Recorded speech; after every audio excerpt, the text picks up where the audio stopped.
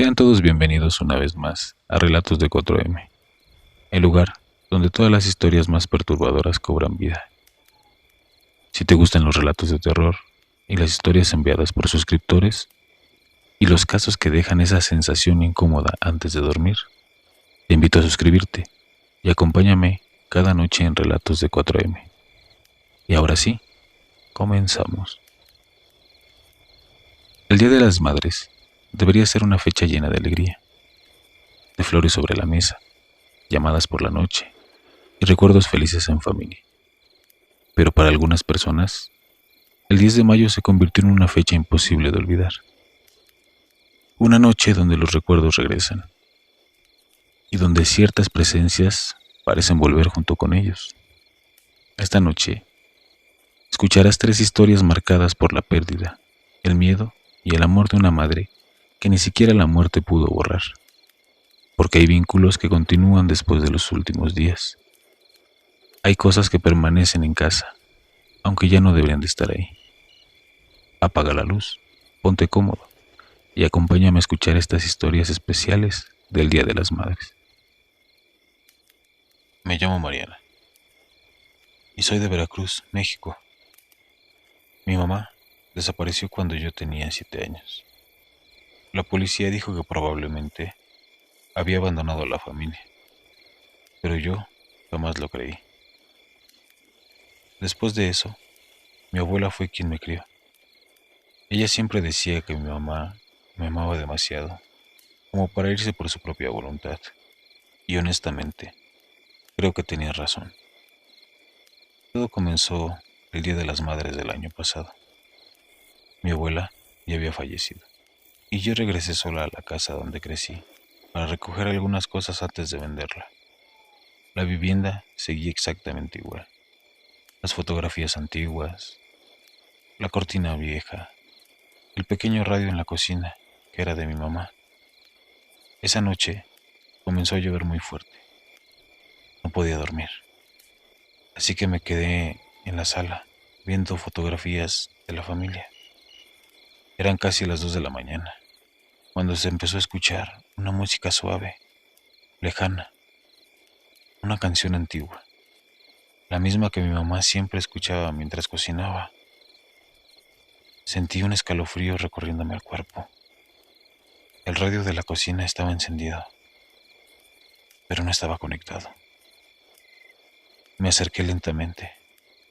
La canción sonaba distorsionada, como si viniera desde muy lejos.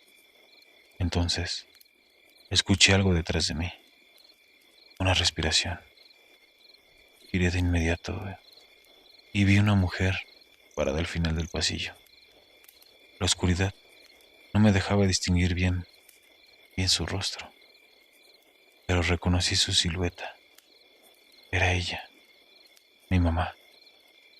Comencé a llorar. Quise correr hacia ella, pero entonces noté algo extraño.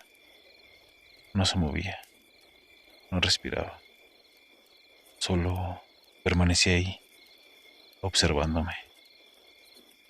Y aquella vieja canción seguía sonando. La figura levantó lentamente la mano y señaló hacia la puerta del sótano. Ese lugar nunca me había gustado. De niña, mi mamá siempre me había prohibido entrar ahí. Decía que era peligroso. No sé por qué, pero sentí que debía abrir. Entonces, el olor me golpeó apenas abrí la puerta. Tierra húmeda, moho, algo podrido. Bajé temblando con la linterna del celular y encontré algo enterrado bajo unas tablas viejas. Era una caja metálica, oxidada. Dentro había fotografías de mi mamá, recortes de periódico y una cadena rota con manchas oscuras que parecían sangre. Pero lo peor fue encontrar el reloj de mi padre, el mismo que llevaba puesto el día que mi mamá desapareció. Mi padre murió hace 6 años, pero nunca confesó nada. Esa noche entendí la verdad. Él la había matado. Subí llorando, casi sin poder respirar, pero la mujer del pasillo ya no estaba. Solo el radio. El radio seguía encendido. Entonces, escuché claramente la voz de mi mamá detrás de mí, muy cerca, cerca de mi oído. Gracias por encontrarme, hija. La radio se apagó, las luces se apagaron y por primera vez en años, la casa quedó completamente en silencio. Vendí la vivienda 2 semanas después, pero jamás olvidaré lo último como ocurrió antes de irme. Mientras cerraba la puerta principal, aquella vieja canción volvió a sonar durante unos segundos y sentí una mano acariciándome el cabello, como una despedida. Me llamo Andrea, soy de Monterrey, Nuevo León. Mi abuela tenía 7 hijos, y como pasa con muchas familias, siempre hay uno que es el consentido. En este caso, era Ernesto, aunque nadie entendía por qué. Era alcohólico, mujeriego, flojo, nunca duraba en un trabajo, y jamás salió realmente de la casa de la abuela. Mientras los demás hijos trabajaban, formaban familias o ayudaban económicamente, él solo les quitaba el dinero. Mi mamá decía que mi abuela prácticamente vivía para mantenerlo, y aún así lo defendía. Es que Ernesto está sufriendo mucho, eso repetía siempre. Cuando mi abuelo murió, Ernesto empeoró. Se la pasaba borracho desde temprano, desaparecía días enteros y volvía oliendo a alcohol y a tierra húmeda. Una vez incluso llegó golpeado y lleno de sangre, pero jamás explicó qué le pasó. Después vino lo de mi abuela. Le detectaron una enfermedad muy agresiva. Los doctores dijeron que ya no había mucho por hacer. Recuerdo perfectamente que todos estábamos devastados, menos Ernesto. Él se veía nervioso, ansioso, como si estuviera esperando algo. Mi abuela murió un martes en la madrugada, y aunque fue doloroso, lo verdaderamente extraño comenzó después del funeral, porque Ernesto cambió, de golpe. Dejó de beber, se cortó el cabello, empezó a vestirse bien, y de pronto comenzó un negocio de refacciones para autos. Pero no era un negocio pequeño. Parecía que él ya sabía exactamente qué hacer o con quién hablar y de dónde invertir. En menos de 2 años tenía dinero, mucho dinero. Compró camionetas, terrenos, una casa enorme. Todos estábamos confundidos, porque Ernesto jamás había sabido administrar ni un 100 pesos.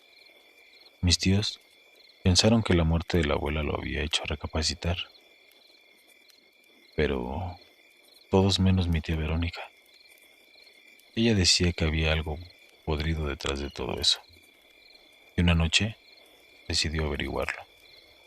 Lo emborrachó, esperó hasta que apenas pudiera hablar, y entonces le preguntó directamente, ¿qué hiciste? Dice mi tía que Ernesto comenzó a llorar, pero no lloraba como alguien arrepentido, lloraba como alguien aterrado, y ahí le contó todo. Meses antes de morir, él llevó a la abuela con una persona que hacía trabajos. Según él, necesitaba ayudarlo porque él era un fracasado, ya estaba cansado de ser así. Mi abuela al principio se negó, pero Ernesto insistió tanto que terminó aceptando. De todos modos ya me voy a morir, dijo ella. Fueron de noche, a una especie de casa vieja fuera de la ciudad. Mi tío dijo que el lugar olía horrible, como carne quemada y humedad, y que en el centro había una figura enorme. No era una persona, Era una estatua oscura, alta, con cuernos y una sonrisa demasiado humana. Él juraba que no era Satanás directamente, pero sí algo relacionado con él. Les pidieron hacer varias cosas, oraciones raras, entregar pertenencias, y al final mi abuela tuvo que aceptar el pacto, hablando frente a aquella figura. Mi tío dijo que cuando ella terminó de hablar, las velas se apagaron solas. Escuchó algo respirando detrás de ellos. Un mes después, mi abuela murió. 2 meses después, Ernesto comenzó a levantar el negocio, como si todo ya estuviera acomodado para él. Cuando mi tía contó lo que escuchó, la familia dejó de hablarle, pero eso nunca afectó a Ernesto. Al contrario, le fue mejor. Hoy tiene más de 60 años, está casado, tiene 5 hijos, dinero, propiedades y un negocio demasiado exitoso para alguien que paseó media vida tirado en una banqueta. Pero hay algo extraño en él. Nunca entra a una iglesia, jamás habla de la abuela, y según su esposa, todas las madrugadas se despierta exactamente a las 3 de la madrugada, empapado en sudor, mirando fijamente a la esquina de su cuarto, como si hubiera alguien parado ahí, esperándolo. Hola, relatos de 4M. Me llamo Carla, soy de Guadalajara, Jalisco, y no sé si lo que vimos aquella noche realmente era mi mamá, o algo que tomó su lugar después de morir. Ella falleció hace 4 años. Fue durante una cirugía sencilla que salió mal. Lo peor de todo es que murió un 8 de mayo, apenas 2 días antes del Día de las Madres. Desde entonces, esa fecha se volvió insoportable para nosotros. Mi hermano menor, Emiliano, jamás aceptó su muerte. Todas las noches le hablaba a su fotografía y repetía que mamá le prometió que nunca lo dejaría solo. Mi papá intentó seguir adelante, pero la casa cambió después del funeral.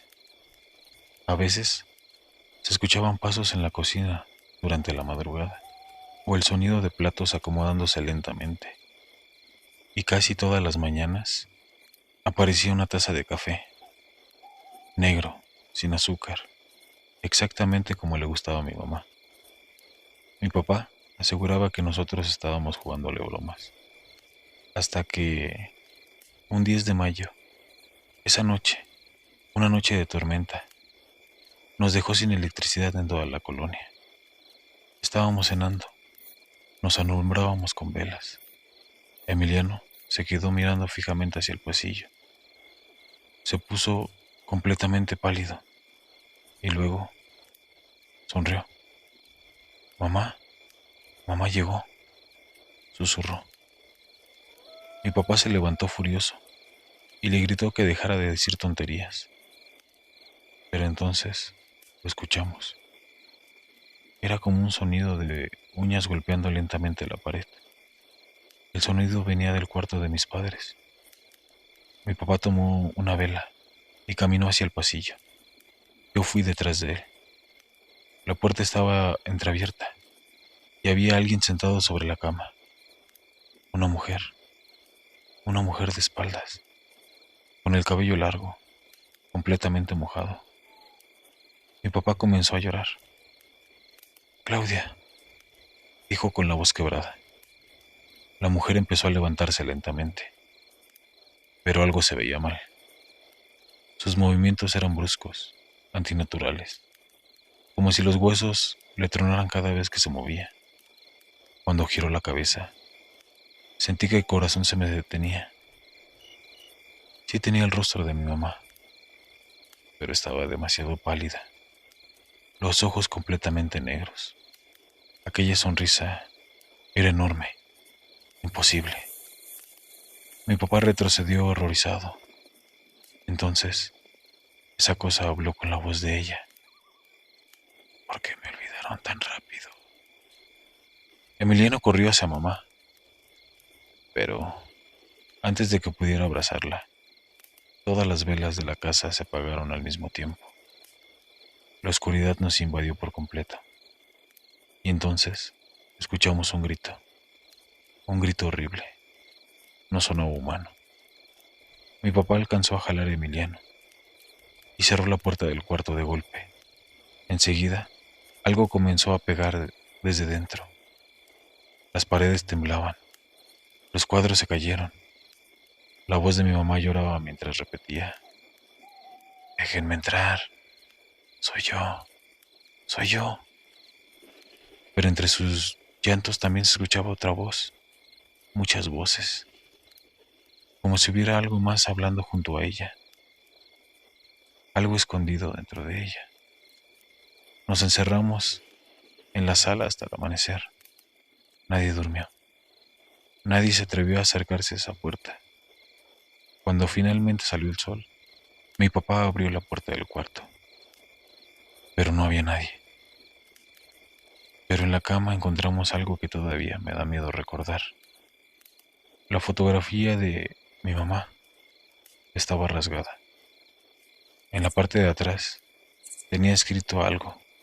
Había una frase: las madres nunca abandonan a sus hijos. Desde entonces, cada día de las madres dejamos flores afuera de la casa, porque Emiliano asegura que si no lo hacemos, ella, ella vuelve a entrar. Y hasta aquí llegan las historias de esta noche. 3 relatos distintos, pero con algo en común. Todos dejaron una marca que nunca desapareció. Una madre que volvió después de morir. Una canción que seguía sonando como si alguien nunca hubiera abandonado esa cocina. Un pacto tan oscuro que ni la muerte pudo romperlo. Si llegaste a este punto, te agradezco muchísimo por escucharnos esta noche. Y recuerda, a veces las historias más aterradoras no vienen de monstruos, sino de nuestra propia familia. Si te gustó este video, suscríbete al canal, activa la campana, compártelo con las personas que les gusta lo mismo. Y recuerda dejar tu comentario. ¿Cuál de estas historias te pareció más aterradora? También puedes enviar tu propio relato, porque nunca sabes cuándo tu historia podría aparecer aquí, en Relatos de 4M. Buenas noches, y cuidado con lo que escuchas cuando todos están dormidos.